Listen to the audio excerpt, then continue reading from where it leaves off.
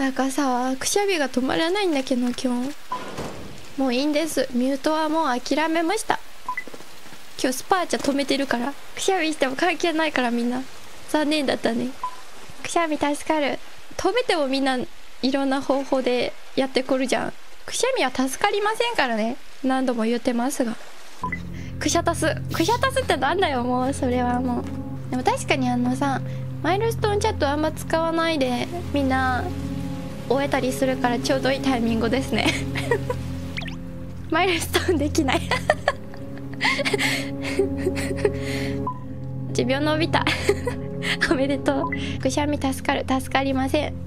くしゃみが助かるのは科学的に証明されていますよ。そうなの？そうなの？ちょっと鼻かませてもらっていい？あ、ちょっと待って、普通に書いちゃった。最悪。すいません。ブヒブヒ言ってしまいました。結構豪快に言ったよね。